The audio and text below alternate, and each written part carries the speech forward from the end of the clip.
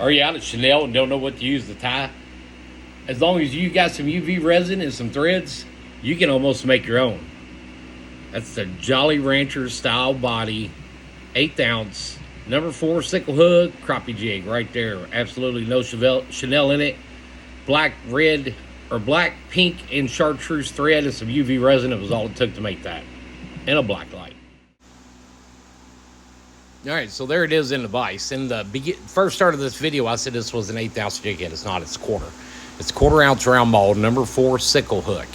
It's painted, I think this is candy yellow over top of white. I powder painted it white first and then went over top of it with candy yellow. That's why it really kind of pops, stands out a little bit more. We're going to be putting 3 different colored threads in this. We're going to be using the thread as the Chanel as we wrap this jig. So this is going to be a Chanelish jig, but it's not going to be a tapered jig head.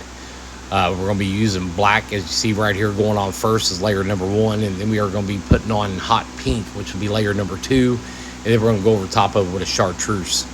We're going to make sure we get everything tied in real good with this base layer. This is going to be actually part of Chanel number 1, which I'm actually talking about the thread. We're going to cut our tag end off, and we're going to add our flash in first. I want the flash under the feathers on this one. I go back and forth sometimes on how my flash is. Sometimes it's the first thing I put down, and sometimes it's the last thing I put down. No real particular reason for it. Just kind of depends on how I'm wanting to do it.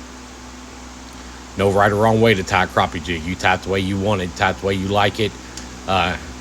It don't matter what layer you do first, how you want to do it. The feathers, marabou, flash, you know, make it yours. We trimmed that pearl flash off just to kind of get them all nice and even. Had to move the vise over to get the whole jig back in frame. I really couldn't tell there while I was recording it. I'm kind of between me and the camera, so I can't see real well sometimes on what's going on. But we're going to go ahead and get our hackle feathers tied in. I'm going to tie 2 in to start with. And these are going to be thick, heavy wraps. You want everything covered. You don't want those fibers from those hackle feathers showing through on this thread when you're done. When you got the UV resin on, you don't, you know, it's not going to hurt nothing, but just me being picky. We're going to put 2 more on the side, and then I'm going to add a pink feather in there somewhere also. So the next 2 are going to just a little bit on the side. I rotated the vise a little bit using the rotary function of the pink vise. We're going to add 1 more pink one right here on the side. There's just a little bit of an opening there, and I want it closed up, and I'm just going to, I got 1 pink feather laying there, and I'm going to use it. Getting the fibers all worked out where everything's nice and even. Then we're just going to go ahead and strap it in. Now, being this is going to be layer number 1, now we're going to go over it pretty heavy. We're going to go over it pretty thick. We're going to get everything covered as best as we possibly can. And I want it even. I want it straight. I don't really want this layer to taper at all.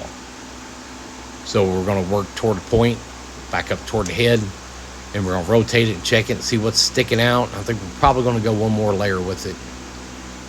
Try to get it all caught up. I see that 1 chartreuse one right there. It's bugging me. Did I get it? Am I going to get it? I completely missed it. But the pink layer will cover that up anyway. The last third of your thread there, closest to the point of the hook, that's what you're going to want covered up real well, because nothing else is going there.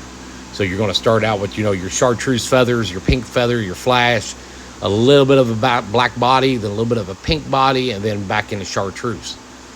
And when I started tying this and realized how good the chartreuse and pink and black looked together, I wish I would have stopped.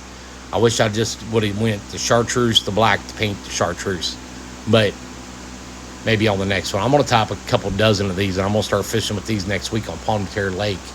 I love this style of jig with the UV body and the hackle feathers. I kind of like my jig Chanelish anymore. That's really all I use. But there we go. There's layer number 2.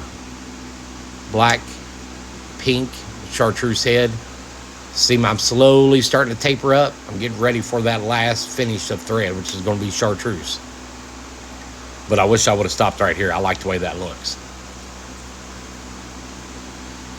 Didn't realize how good it looked until I went back to edit this video and kind of looked at it and thought, man, that looked killer right there. I should have just left. Let me know what you think. Should I have left it black, pink, and chartreuse? It almost, when I get done, looks like I needed a buffer between the head and the chartreuse, a different color. Maybe I should have went bright fluorescent orange or something. I don't know. It still comes out good. I'm still going to fish with it. Maybe next weekend you'll see some pictures on social media of this jig in a 2-pound crappie's mouth. It's possible. Like I said, I'm not going to not use it. I'm going to use this jig. I love the way it looks. 1/4 ounce is not too heavy to be crappie fishing with. I've caught tons of crappie with 1/4 ounce.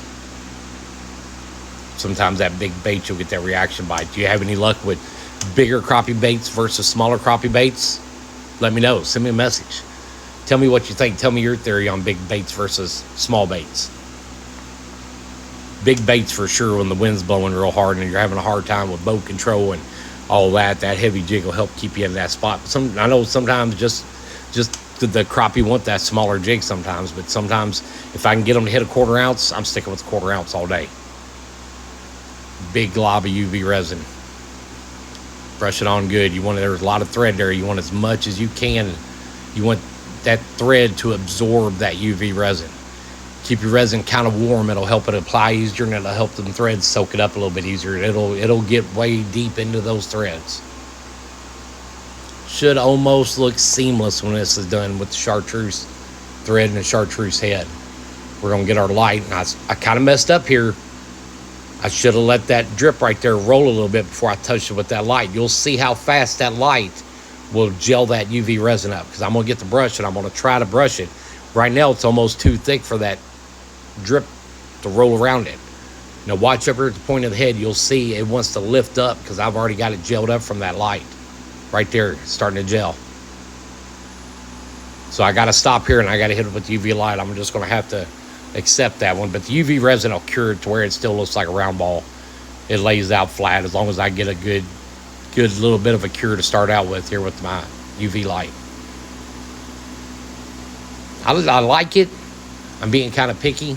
I wish I would have left black and pink, but I just kind of wanted to demonstrate how many, you could use 4 different threads in this if you wanted to. There's no, this is all you can use. Use your imagination, run wild with it, put 5, 6, 7 different colors in it if you want to. But that's it.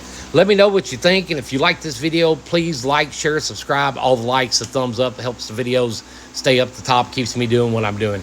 Everybody that has subscribed, everybody that's hit like, thank you so much. I greatly appreciate it. That is all I got for today. Stay tuned. You never know what I'm going to throw up on here during the week.